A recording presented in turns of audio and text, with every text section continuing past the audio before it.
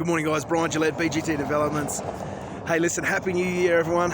It was a tough year last year for many folks, and I acknowledge that. I respect that some of the stuff that was thrust upon you was not of your own making, and you've had to deal with it regardless. And you're still here. If you're watching this video, you are still here, and you're still going. You're going to get up this morning, you're going to strap your boots on, you're going to get out, and you're going to say hello to the world. Let's do this, and you're going to live life on your terms, not the terms of your government.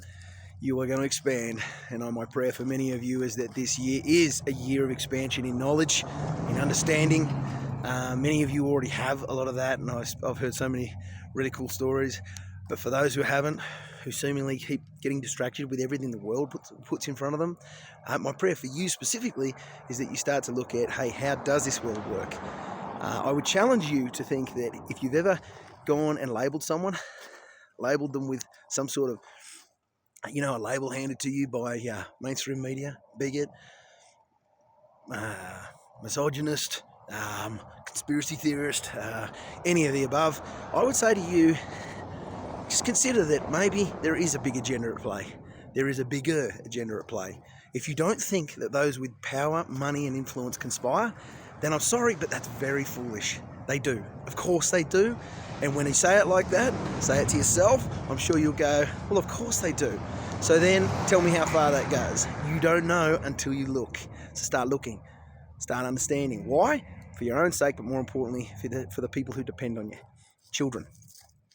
What kind of future do we want to leave to our kids? They're called dependents for a reason. They depend on you making wise choices, making good decisions. So like I say, let's make it that year. Now on to the topic at hand, and that is tiny homes, off-grid communities, parallel structures. Listen, I've had a lot of thinking time over the last few days, week or so, Christmas, New Year's, thinking about this, reflecting on how will this work. I actually had a pre-app meeting with a council with a site about 25 acres prior to Christmas. Listen, here's what I think. I think it's going to be very difficult to push through in any kind of speed, and if at all, a tiny home community if you wanted to go down the path of doing it through council. The risk of obviously, the benefit of doing it through council means it's all very much above board, it's legal, they can't say anything, and once it's done, it's done. The downside is that it's probably A, not likely to be approved, so it probably wouldn't go ahead. B, you'd spend a lot of money, and C, more importantly, you would waste a lot of time, or I would waste a lot of time. And time is not what we have. So here's what I think. I think there's many of you out there who own land who have already reached out to me, and you may be prepared to subdivide it. I think if we break it down into parcels, then individuals who are a similar ethos, similar mindset go, listen, I want to purchase something freehold. And I've had many of you who have reached out to me and go, I really want to be in something like that, but I want something freehold. Here's the thing. If you had a collection of properties, freehold properties, it could be 10, 15 hectares, 5 hectares, whatever it might be. It could be 1, 2 acres. But if you had a collection of those properties and the council plan permitted you to cut it down to those sizes, and then you had a collection of people of a similar ethos mindset, well, now you've got neighbours, and they might have 2 or 3. You might have 2 or 3 or 4 tiny homes on there, but it's managed within each freehold. Each owner decides, hey, listen, this is the way I want to do it. And they can deal specifically with council if that comes, but I think it's unlikely to come on a small scale like that. I think the impacts would be so minimal that the council wouldn't be concerned, and generally the only concern you then have would be neighbours. And if you've got neighbours around you who all think the same anyway, then of course that's not likely to be a problem either, because they're all thinking and probably doing the same.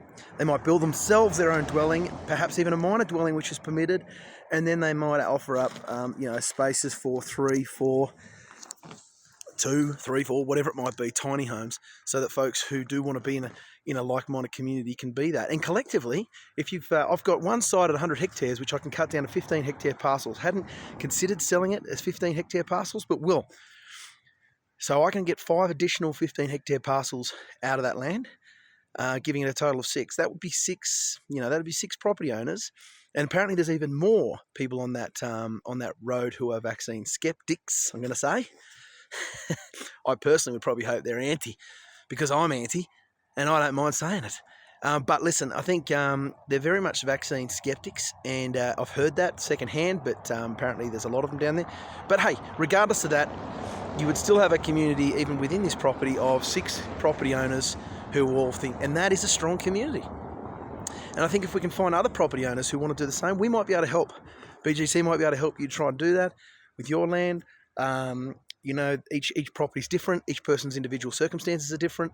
There's obviously some concern for many that they might end up in the developer tax net with the IRD, so that needs to be considered, how that works. But there's options.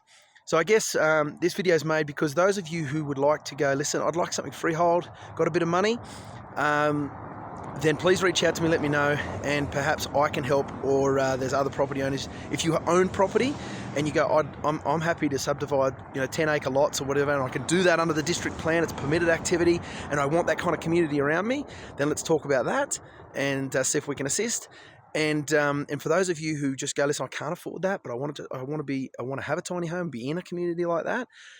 Keep your details rolling in, because as these properties are split and as this becomes available, each of those people who buy those properties will be no doubt open to having 2, 3, 4, or however many people come and and pay them a ground lease to be on their land.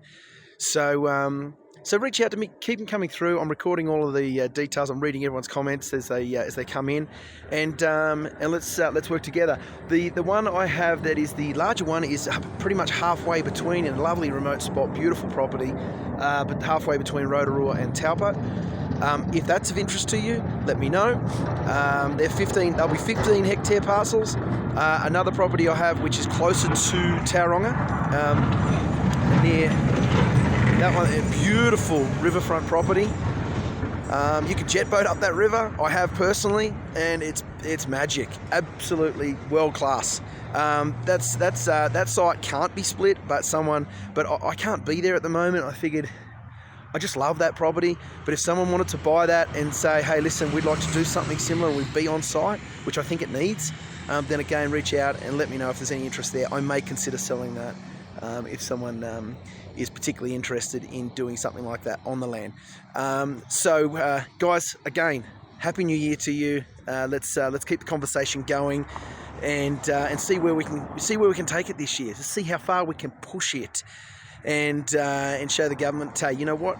We don't need you, and we're going to actively all contribute towards trying to make our government smaller, because that is the key. That's why we're in this situation. Our governments are simply too big. When they get too big, we become cattle. Time to push back and make them smaller in every which way we can.